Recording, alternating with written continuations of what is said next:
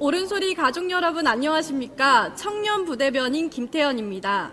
여러분은 현재 황교안 대표 농성투쟁 현장 라이브와 함께하고 있습니다.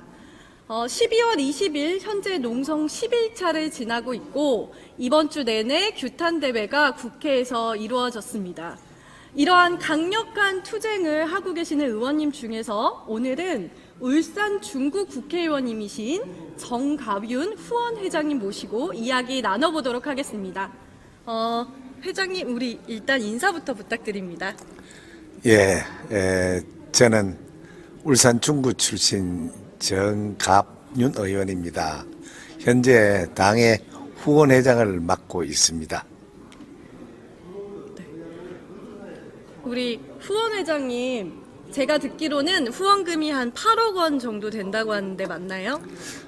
우리 당의 후원회가 그동안 없다가 지난 5월 말에 개설해가지고 지금까지 약 8억 1,500 정도 모금을 하고 회원은 약 한 8,600명 정도가 참여하고 있습니다. 꽤 많은 금액. 실제로 우리가 이제 그렇게 좋은 성과를 내리라고 상상을 못했는데 특히 요즘 아시다시피 경제 상황이 매우 어려운데도 불구하고 국민들이 우리 자유한국당에 많은 관심을 가지고 후원해 주신 데 대해서 이 자리를 빌려 정말 감사하다는 말씀드리고 또 어렵사리 해 주신 만큼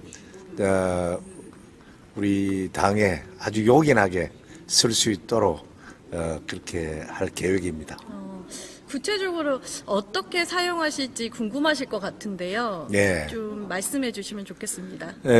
저희 당이 지난번 탄핵을 맞이하면서 국민들에게 신뢰를 잃어버렸죠. 네, 맞습니다.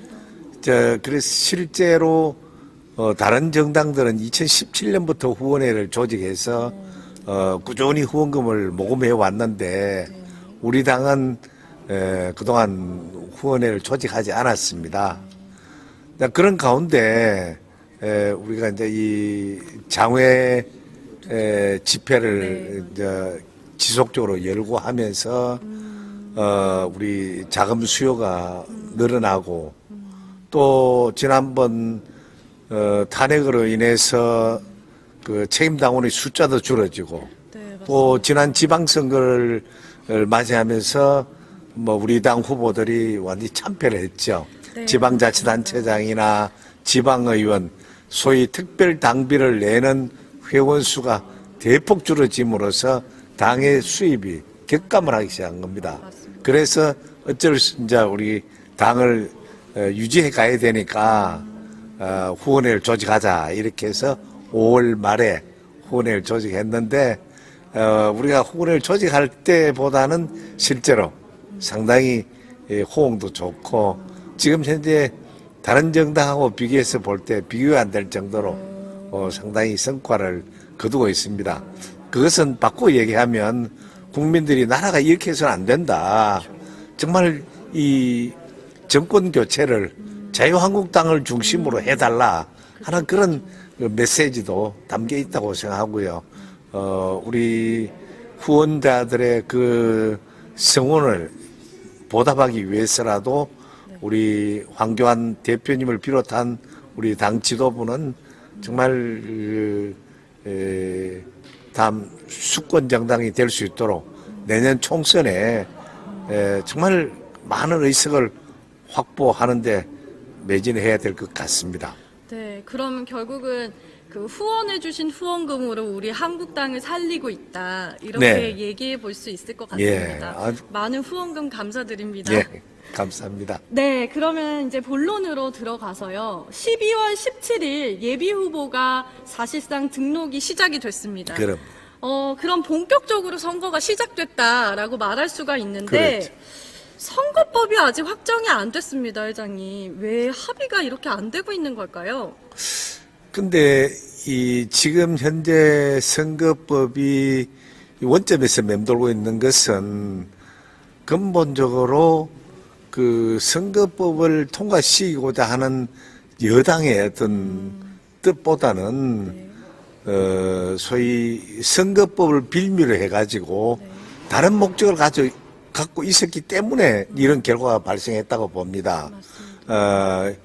지금 현재 문재인 대통령은 공수처법, 맞아요. 고위공직자 비리 수사처를 신설하는 게 아마 문재인 정부의 가장 큰 역점 사업이 아니냐. 그렇죠. 근데 이것을 설치하려고 보니까 이 사실은 뭐 헌법에 위반된다, 정말 그 옥상 옥이다, 또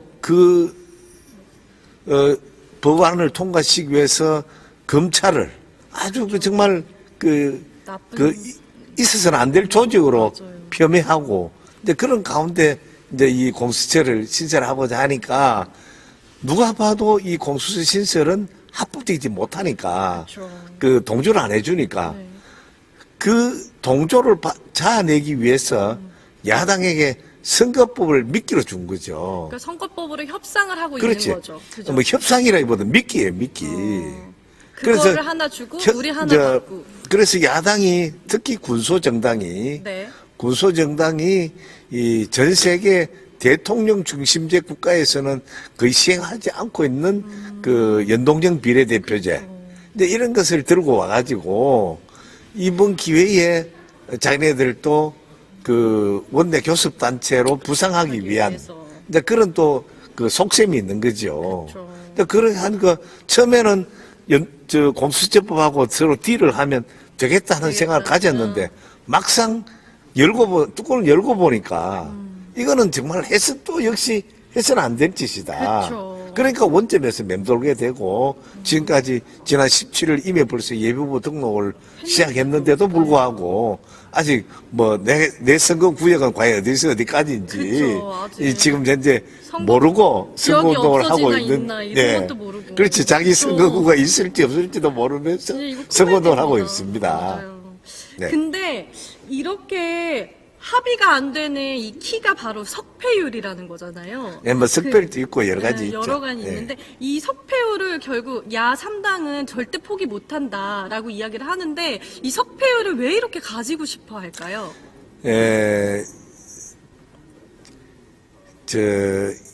야당이 석패율을 주장하는 건 첫째 처음에는 이제 자기네들 당직자들 네. 구제책이도 되고 첫째는 네. 그래서 이제 그거를 여당이 이제 주장하니까 그럼 빼자 또 이런 주장을 하죠. 그죠. 근데 처음에는 저희는 소위 지도부들 구제책용으로 또 이걸 활용했다가 자기 밥그릇을 자기 밥그릇 얘기하기 챙기 위해서. 또 그러다가 이제 지금 특히 이 여당의 경우에 우리 이제 수도권에서 이 여러 정당이 난립하면 네. 서로 이제 표를 잠식하게 되니까 또 이제 석패율제를 도입함으로써 한 표라도 더 얻어야 되니까 이제 그런 문제. 지금까지는 지난번 4.3 재보궐선거 때 창원에서 그런 현상이 빚어졌죠. 네, 맞습니다. 그거 보면 집권 여당이 정의당하고 후보 단일화를 해가지고 맞아요. 그래서 여당이- 결국은 정의당을 네. 당선시켜주고 그렇죠. 집권 여당이 후보를 안 내는 이 정말 맞아요. 있을 수 없는 일이 일어났습니다. 야당끼리 합의하는 것도 아니고 그렇지. 여당이 지금 여당이- 단일화를 하는 말도 안 되는 상황이 정말로 일어났죠. 정말 맞아요. 우리나라 헌정사에 과연 이런 일이 공식적으로 그렇죠. 일어날 수 그래서 있을까? 같은 당이다 예. 이런 말이 사실 그런 데서 나오는 것 예. 같습니다. 참 전에 설레는 또 한 가지 있긴 더 있네요.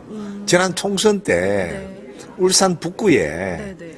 민주당 후보하고 네. 그 무소속에 그 나중에 결국 민중당 그 후보하고 네. 단일화 해가지고 그래서? 민주당 후보로 손을 그때 아. 문재인 대표가 네네. 내려와서 손을 들어줬죠. 아, 근데 그런 전력이 있습니다. 그런 게 지금 현재 이제 만약에 그냥 이제 그렇지 않고 여기서 이제 석패율제가 도입이 안 되면 네. 또 그런 현상이 또 빚어질 일어나니까. 거다. 그럼 석패율제를 도입하면 끝까지 완주하는 경우가 발생하겠죠. 네. 완주하는 경우가 발생하면 수도권에는 아주 그 1000표 미만의 아주 저 박빙의 선거가 많이 일어나는데 그쵸, 수도권에도 이제 그런 많죠. 측면에서 이래도 못하고 저래도 못하고 이제 발은 빠뜨려 놓고 빼지도 못하고 이제 그래서 지금 현재 원점에서 맴돌고 있다 이렇게 보면 됩니다. 결국은 어떻게 선거법이라는 것이 사실 국민들의 권리인데 이것들을 자신의 배를 불리는 데 사용하고 있다. 참으로 개탄스럽지 않을 수가 없습니다. 정말 국민에게 미안해서 할 말도 없어요.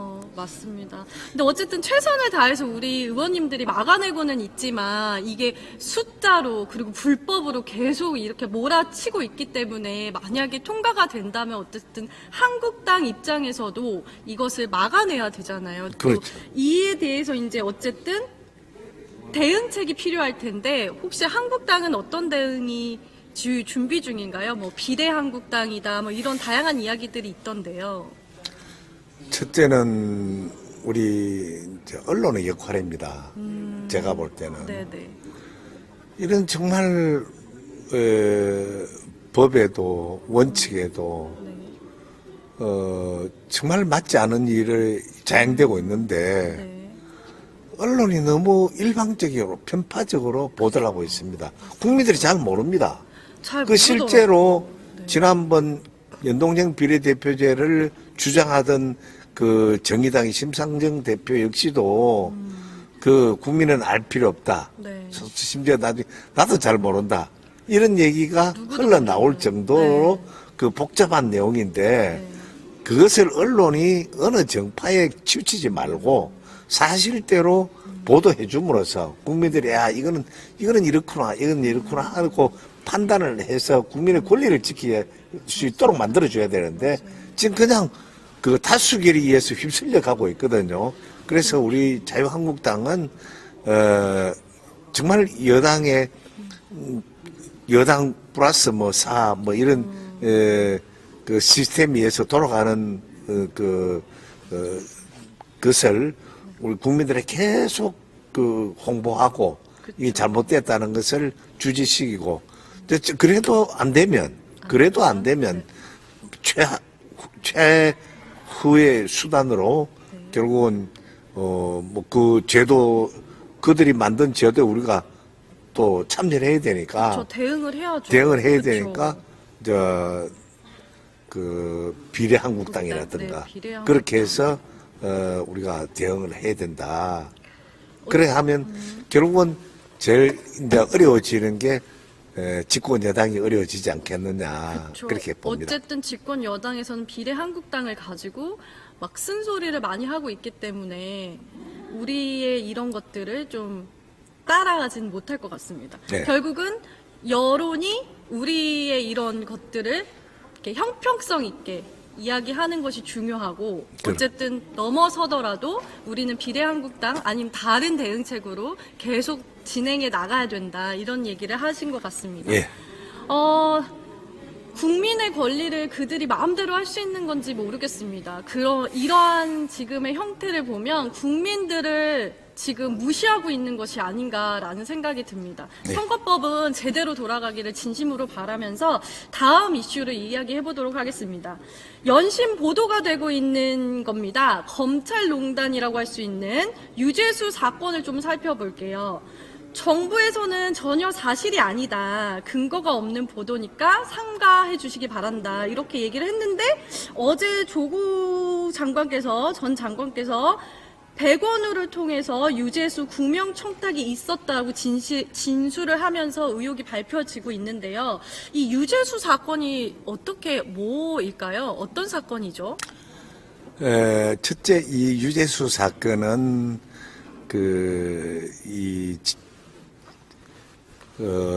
지난 노무현 정부 때 네. 그 문재인 대통령하고 청와대 근무한 경험이 있습니다. 이제 그때부터 그 제인이 형 그쵸. 할 정도로 서로 간에 어떤 끈끈한 관계를 정이 가지고 있죠. 있었는데 문재인 정부가 들어서면서 유재수 씨가 금융감독원 정책국장으로 맞습니다. 그야말로 요직 중에 요직의 그쵸. 자리를 꿰차게 됐죠.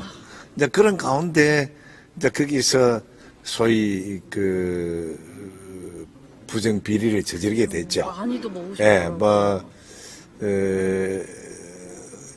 뭐가 맛을 보면 뭘 안 남긴다는 그런 말도 네, 있죠. 맞습니다. 네, 그런 현상이 벌어진 거예요. 그래서 그게 이제 결국은 청와대 감찰반에서 감지를 하고 이래서 안 되겠다 하니까 수사를 하다가 감찰을 하다가 중단을 시켜버린 거예요. 네.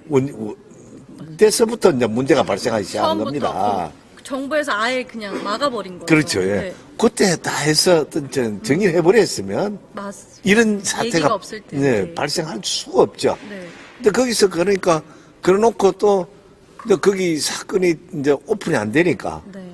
이제 그 일단락은 되고. 그 상태대로 미봉책으로 넘겨두고 그쵸. 또 그다음에 이제 그걸 이제 국회 전문위원으로 보내고 네, 또 그게 전문위원이 네. 있다가 또 부산 네. 저 부시장으로 또 가게 부시장으로 되고 보내고. 네. 사실 그 감찰에 참여했던 그 당사자 입장에서 보면 이건 정말 나라도 아니다. 그럼요. 이 어떤 이렇게 특정인을 위한 이 조직에 불과하다. 그렇죠. 그래서 이제 그게 이제 그 세상에 비밀은 있을 수 없죠. 그럼요. 세상에 결국 비밀은 있을 수 밝혀집니다. 없고 네. 반드시 나중에 알려지게 됩니다. 우리가 그동안 많은 경험을 했죠. 우리 그 지난번 정권 때 있었던 일들 뭐 정말 다 되는데 이번 유재수 사건도 바로 그런 중에 하나가 이제 결국 그 양파 껍질 벗기듯이 한 껍질 한 껍질 벗어져 나오죠. 그러니까 이거를 또 지금 현재 여기서 뭐 그냥 미봉책으로 넘어가다가는 뭐 어차피 문재인 정부 지금 남은 게 이제 2년 반도 안 남았잖아요. 그렇죠. 이제 레임덕 기간. 뭐 지금 이 문재인 정부가 뭐 지난 정부 때 했던 거 적폐청산이라고 얼마나 많은 일을 했습니까? 다음에 누가 정권을 잡더라도 이런 문제는 정말 우리 대한민국의 미래를 위해서라도 반드시 잡아야 되죠. 또 밝히고 넘어가야 된다. 이제 굳이 뭐 적폐청산이란 그런 얘기는 그 안 아니더라도 그쵸. 우리가 죄를 지었으면 대한민국이 죄를. 정말 맞아요. 선진국으로 가는 과정에서 이런 건 다 언젠가는 밝혀져야 되기 때문에 그때 가서 하는 것보다 지금 하는 게 맞다고 봅니다. 근데 유재수 전 부산경제부시장께서 많이 또 이제 비리를 하셨더라고. 비리 종합 세트인데. 네. 네, 현금 수수, 골프채, 항공권도 받았더라고요. 그러고 오피스텔도 무료로 해달라. 한우도 달라. 이런 다양하게 이제 받으시고도 채용 비리까지 하셨는데 결과적으로는 이게 아무 죄가 안 된다는 걸 바라보는 청년의 마음은 어떨까요? 그죠? 참 저도 뭐 국회의원이라는 공직을 수행하고 있지만 우리가 사람은 다 양심이 있잖아요. 그럼요. 해야 될 일이 있고 안 해야 될 일이 있습니다. 그것도 금도를 지켜가면서 때로는 우리가 할 수도 있죠. 그러나 항상 그 금도를 넘어서면 안 된다. 이건 맹세히 고위공직자가 정말 그 소위 비리 종합 세트처럼 처신한 부분에 대해서는 그 정말 이 정부의 도덕성에 첫째 문제가 있다고 되는 보고 거죠. 이걸 지켜보는 국민들, 특히 요즘 이 청년들이 이런 모습을 접했을 때, 과연 이 대한민국을 위해서 젊음을 바치고 싶겠냐. 그러니까 그런 좌절감. 그렇죠. 이거는 나중에 정말 엄청난 부작용으로 그렇습니다. 도래할 것이다. 그렇죠. 그래서 청년들은 이 정부가 들어설 때 뭐 좀 더 뭐 깨끗한 정부, 뭐 좀 더 바른 정부를 표방하고 왔는데 더 많은 걸 하고 있으니 이거에 대한 자괴감이 말이 못합니다. 그렇죠. 실제로 제가 16대부터 의정 활동을 했는데요. 네, 맞습니다. 그때마다 정부권이 들었을 때마다 정말 앞으로 국민을 위한 정치 잘하겠다는 약속을 다 했죠. 네, 맞아요. 특히 이 문재인 정부는 촛불혁명이라는 미명 아래 정의, 공정을 앞세우고, 지난번 그 표를 얻어서 이제 정권이 들어섰습니다. 물론 지난번 탄핵이라는 우리 헌정사에 없던 그런 일로 인해서 그 정의 공정이 상당히 먹혀 들어갔어요. 그럼요. 그렇게 해서 정권이 들어섰는데 우리 국민들은 정말 우리 사회 정의와 공정이 넘쳐나는 사회가 될 것이다 하고 기대를 하고 많은 박수를 보냈고 또 지지를 보내고 있었죠. 근데 지금 현재 막상 2년이 반이 지나는 이 시점에서 보면 역대 어느 정부보다도 정의와 공정은 간 곳이 없고 맞아요. 부정 비리가 난무하고 있으니까 정말 이 국민의 분노는 하늘을 찌를 것 같은 그런 상황이고요. 지금 현재 이제 그렇게 국정 운영을 하다 보니까 정치, 경제, 외교, 안보 어느 것 하나 무너지고 온전한 게 있죠. 하나도 없죠. 맞습니다. 예. 그러니까 애초부터 다 원칙을 정해놓고 그 원칙에 입각해서 조금 천천히 가고 늦게 가고 빨리 가고 그런 것은 있을 수 있지만 그렇죠. 지금 현재 원칙이 무너져 버리니까 원칙이 무너지니까 좌충우돌하게 되고 앞을 나갈 수가 없죠. 그러니까 어느 것 하나 제대로 되는 게 없다 이렇게 보면 되죠. 그래서 지금 현재 감찰 무마를 놓고 중심에 있는 백원우, 조구, 박형철 모두 서로 이제 남의 탓을 하고 있습니다.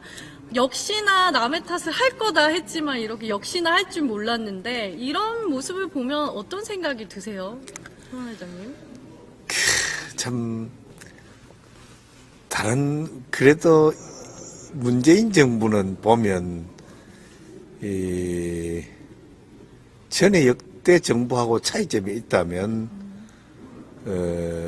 우리나라는 입법, 사법, 행정 상권 분립 국가로서 각각 제각각 역할을 해왔어요. 그렇죠. 그런데 지금 현재 문재인 정부는 모든 일이 청와대에서 일어납니다. 이거 정말 이 특이한 현상인데 뭐 입법, 사법이 지금 다 무너지고 있죠. 다. 네 맞아요. 특히 그 중에 행정부의 역할은 아마 그 장관들 과연 장관 목소리 제대로 내는 장관 봤어요? 뭐 모든 정책은 청와대에서 장관들은 그 시행하기 바쁩니다. 그렇죠. 이제 그런 상황에서 이제 그 청와대 그러면 그런 역량이 있는 사람이 있느냐? 그 청와대 그 정책에 참여하는 사람들을 보면 지난날 대다수 운동권 활동만 했던 사람들인데 맞습니다. 그들에게 권력을 지켜주니까 그냥 잘 나갈 때야 관계없죠.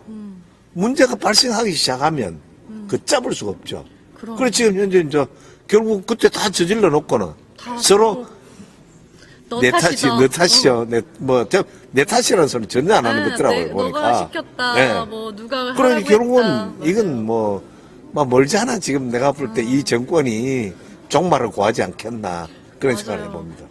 뭐 일개선에 이제 남의 탓을 잘해야 일을 잘한다라고 말하는 정도니까요. 뭐 예. 전매 특허인 것 같습니다. 제가 전에 오래전에 의정 활동을 하신 선배님을 그때 아마 그 선배님도 지금 민주당의 전신에서 활동하신 선배님입니다. 네. 만났더니 이런 말씀을 하시더라고요. 청와대에서 수석회의라니 수석회의가 왜 필요한데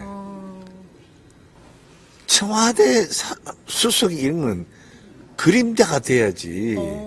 그 사람들이 전면에 나서가지고 그럼 장관들은 뭐 하는 건데? 서로 나서기 바쁘죠, 의외로. 그런 말씀을 충고를 하시는 말씀을 들었어요. 정말 이 정부는 장관들은 간 곳이 없고 청와대 수석들, 청와대 참모들 그들의 목소리만 있고 그들만의 정책이 있고 또 그러니까 검증되지 않은 정책들이 막 쏟아져 나오는 거죠. 근데 그걸 시행하는 과정에서 이제 결국 잘못되면 내 탓이라는 얘기는 안 하고 전부 남의 탓으로 다 돌리게 되고 이제 결국 이제 그 피해는 고스란히 국민에게 다 돌아간다. 맞습니다. 이 유재수 감찰농단 사건이 진실이라면 이거 너무 심각한 문제잖아요. 이거는 개인의 비리가 아니고 그러니까 한 정부, 집단에서 하는 집권 남용이기 때문에 절대로 관심을 사그러뜨리면 안 되고 더 관심을 가져주시고 키워주셔서 꼭 진실을 밝혀내기를 그래요. 바랍니다.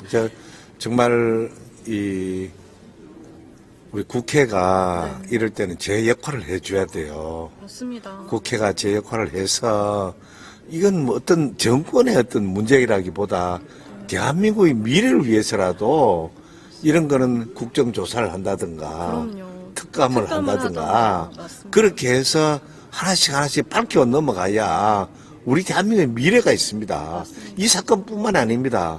울산시장 네, 그 맞아요. 사건 똑같습니다.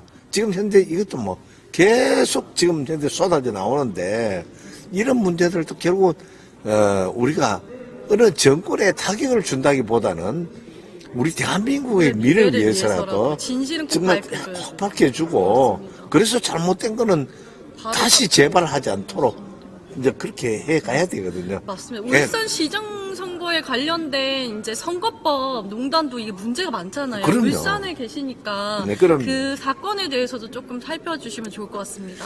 그 지난 지방선거 때 그 역대로 그 제가 그 16대부터 정치를 했으니까 그동안에 일어났던 일들을 많이 보아왔죠. 근데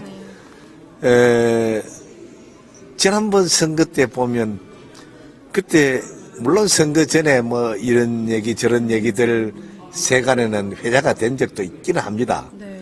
그런데 그때 경찰청장이 바뀌고 모 방송사 사장이 바뀌었어요. 네. 그러고 와서 그 김기현 시장 후보가 제가 기억 속에 한 3월 16일인가 그래 될 거예요. 정확히 또 기억을 하고 예. 있네요. 그때 공천 확정 발표가 딱 나니까 시장 비서실을 압수수색을 했고 시청 안에 5개 그 사무실을 압수수색을 했습니다. 당선이 되는 그날 바로. 아니 후보 확정이 확정되는 된 날. 예, 공천장 받는 네. 날.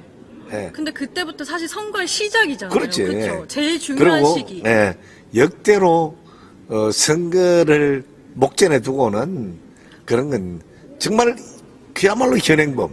그렇죠. 뭐 그의 금품이 오갔다든가 그렇죠. 너무 이제 그런 경우는 불가피하게 하지만 그렇지 않은 경우는 그 수사의 기본이 그 이제 맞습니다. 그런 건 이거 있을 흔들면 수가 안 되죠. 안 선거의 그 흐름을. 관건이 불법으로 개입하면 안 된다. 맞습니다. 근데 그게 관례였습니다. 이건 뭐 이 정부 들어서는 그런 게 아무것도 없는 것 같습니다. 없어지 우리 네. 역대 지금까지 있었던 모든 기록을 다 깨버렸어. 아, 그래서- 관례라는 건 아예 예. 없으시네요. 그리고 또 한편으로 이제 심지어 대통령이 내 가장 큰 소원이 송철호 후보가 당선되는 것이다. 그 정도로 네 맞습니다. 대통령이 그런 말을 하면 안 되죠. 그러니까 그 밑에 참모들은 조국, 백원우 뭐 등등 모두가 나서서 대통령의 가장 큰 소원을 풀어주기 이루어주는 위한 거죠. 수단과 방법이 방법을. 동원됐죠. 거기에 백원우, 황우나 이런 맞아요. 소위 행동대원들이 작동을 하게 된 거죠. 맞습니다. 그러니까 그 과정에 법과 원칙이 사라지고 정의와 공정이 없어지고 그게 이 문제가 정부의 심각합니다. 민낯으로 그대로 울산 선거에도 나타나게 된 겁니다. 되고 맞습니다. 이 사태도 결국은 많은 사건 이거에 대한 진실도 규명이 되고 있습니다. 조만간 진실이 네. 밝혀질 것 같고 진실이 밝혀지면 그거에 대한 그 결과도 받으셔야 될 것 같습니다. 네. 우리가 지금 이 정부에서 정의와 공정이 무너지고 법과 원칙이 무너지고 이걸 바로잡기 위해서는 지금이라도 인정을 하고 인정하셔야 국정조사나 특검을 도입해서 정말 명명백백하게 밝히고 잘못된 부분에 대해서는 국민에게 사과하고 그래서 앞으로 잘하겠다는 각오를 밝혀줌으로써 우리 대한민국이 선진국으로 가는 과정이 아니겠나. 길은 그 길밖에 없다고 생각합니다. 그렇습니다. 자, 그럼 우리 현장 라이브를 이제 마무리를 해야 될 것 같습니다. 현장 라이브는 투쟁이 끝날 때까지 함께 하겠습니다. 여러분 구독과 좋아요 한번 꾹꾹 눌러주시면 감사하겠습니다. 그럼 여기서 인사드리겠습니다. 감사합니다. 감사합니다.